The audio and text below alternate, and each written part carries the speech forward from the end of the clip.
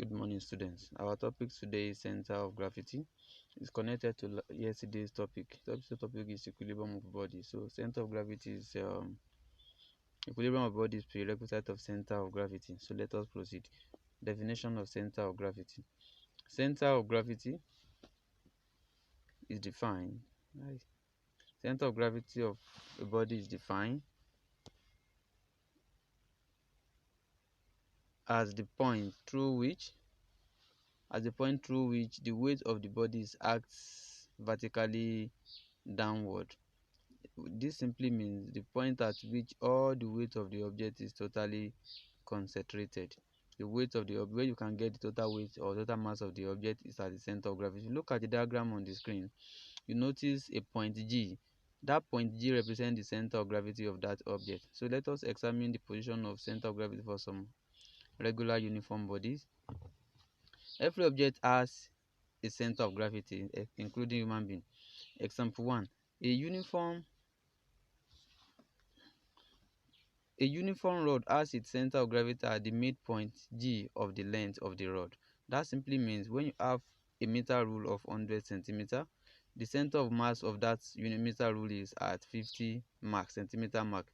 The center of gravity of a uniform circular plate is at its center. If you look down, you will see a circular plate. The point G is the center of mass of the center of gravity of the object. Example 3. The center of gravity of a uniform circular ring is at also its center. If you look at the uniform circular ring down, you see where I put G. The point G there is the center of gravity. Example 4. The center of gravity of a uniform square or a rectangular sheet is at the point of intersection of its diagonals. If you look at the object I drew down, you will notice that if you look at the object, you will see I drew a diagonal coming from one corner to the other side of opposite angle of that, and also I drew another diagonal from one corner to the other. These two diagonals met at a point.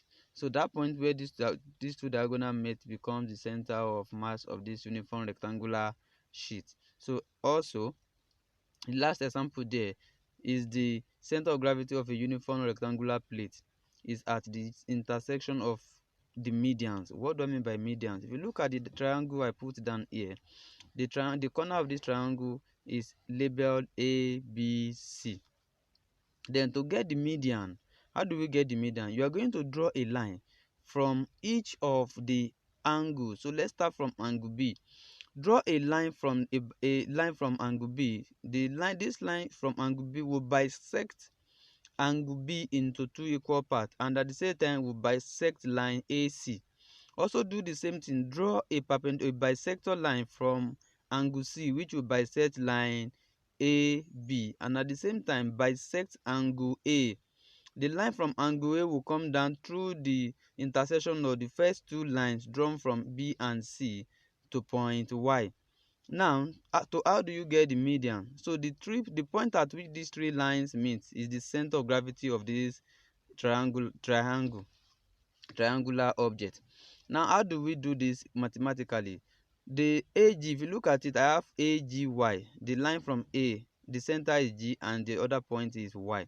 So the GY here, you can see it is the GY you see there is simply 2/3 of line AY. Line AY is the line coming from A to point Y. So 2/3 of this line represents the center of gravity of this triangle. Let us proceed. Now, how do we find center of gravity of a lamina of any shape? A lamina is an irregular object. To find center of gravity of an irregular object, example of look at the diagram I drew above. You see that the object is not uniform. Now, O's are made. If you look at it, you see point A, point B, and point C on the object. Now, O's are made near the edges of the lamina at about 3 different locations at A, B, and C, as you can see up as shown above. The lamina is hung. The lamina is hung so that it can swing freely from a smooth horizontal support through the O's. at A. So what do you mean? What do we do? A plumb line with a pendulum bob. Attach a pendulum bob to a plumb line tied to one end is then suspended from the same point A. So what you do is that you attach a plumb line to a pendulum bob and you suspend that line freely from point A, and its vertical line through A is drawn on the lamina. So the vertical line of the pendulum bob of the pendulum plumb line is drawn, and you can see line coming from point A. The same activity will be repeated at point C. If you look at point C, I drew a line coming from point C down to the other side, and at point B a line also drawn using the same process. Now the intersection of these three lines represents the center of mass of this object. Now let us go through example.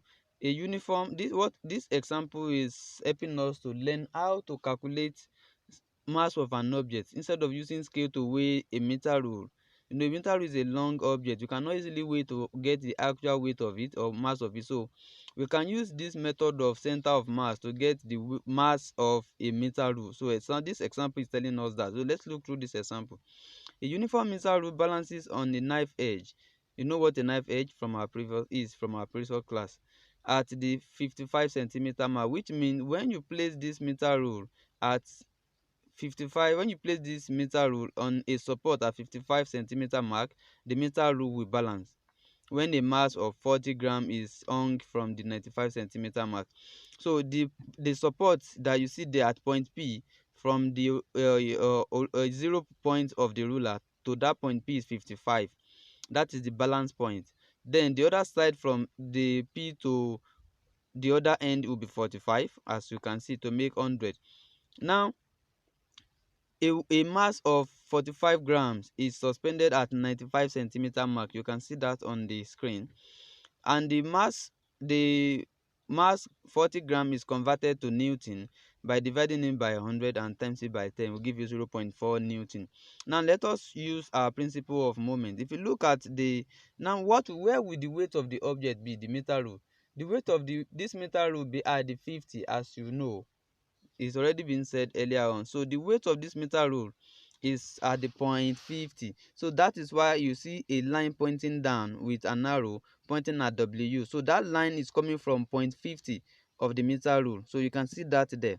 So the distance of this line W coming from that point 50 to P is just 5, because P is at 55 and the center of mass at 50. So distance difference between 55 and 50 is 5. So the distance of W from support P is 5. And the distance of a weight, the mass 40 gram or 0.4 Newton, which places at 95 centimeter mark to point P is 40, because if you subtract 55 from 95, the distance there will be 40. So therefore 0.4 Newton is the force acting at 45, and its distance from support P is 40 centimeter, while the distance of W from support is 5 centimeters. Now let us continue. Now we take moment at point P now at the support. Now clockwise moment will be equal to anti-clockwise moment, right? So the clockwise moment here is the force 0.4 Newton times its distance. How do we get distance? Already I've explained that. So convert the distance to meters. So I'm dividing the 40 centimeter by 100 to convert it to meters. Now our clockwise moment will be 0.4 Newton times 0.40 meters. The 40 is being converted to meters now. On the other side, our anti-clockwise moment is W, the weight W times 5 centimeter, and 5 centimeters will be also converted to meters by dividing by 100. So our final answer W is equal to 0.4 times 0.4 times 0 divided by 0.05. So our answer is 3.2 Newton. That means the weight of the meter is 3.2 Newton. If you want to get your weight in kilogram, just divide 3.2 Newton by 10. So your answer will be in kilograms. So stability of object. There are three types of equilibrium, namely stable equilibrium, unstable equilibrium, and neutral equilibrium. Stable equilibrium. A body is said to be in stable equilibrium if it tends to return to its original position when slightly displaced. That simply means when you push an object and the object did not go far, it returns back to where it was sitting. If you push an object, the object returns to its position, that means the object is stable. So generally, a low center of gravity, a low CG, and a wide base will usually help to put objects in stable equilibrium. Examples of objects in stable equilibrium: number one, a cone resting on its base. When a cone, you can see the diagram, when a cone is resting on its base, if you try to push it, the cone will remain in its position. So if you try to push it from the apex, from the point, the pointed end, the cone will remain in its position. A racing car with center of gravity and a wide base. You know what a racing car is? Formula One car, the flat one, is always very close to the ground. This gives it high center of gravity because of closeness to the ground. The object is having high center of gravity, the racing car, and because it's always wide on the ground to occupy more space on the ground. So this wide base and its high center of gravity makes it stable. And the third example, a ball or a sphere in the middle of a bowl. You know, if you put a bowl a bowl down and you put a table tennis ball or any ball in it, then no matter how much you roll the ball from left, right, and center, the ball will return to the center of the bowl. So the ball is in stable equilibrium. Unstable equilibrium: a body is said to be in an unstable equilibrium if, when slightly displaced, it tends to return is it tend to move further away from its original position. When an object moves away from original position, when you displace it, the object is in unstable equilibrium. Example of objects: there are a cone or an egg resting on its apex or pointed end. Example 2, a ball resting on an inverted bowl, as you can see in the diagram. Unstable equilibrium object will have a high center of gravity. The object will have a very high to the ground and a narrow base. A smaller base and a high center of gravity. The object to be very high from the floor.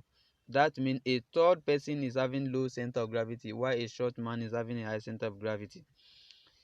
So example 3, neutral equilibrium. Neutral, type 3, neutral equilibrium. A body is said to be in neutral equilibrium if, when slightly displaced, it tends to come to rest in its new position. Can you hear that? When you displace the object, though the object will move away, but it will come to rest in its new position. It will not continue dancing. So the object is in neutral equilibrium. Example of that: a cone or cylinder or an egg. A cone or cylinder or an egg resting on its side. A bowl or a sphere on a smooth horizontal table. A ball or a sphere on a smooth horizontal table.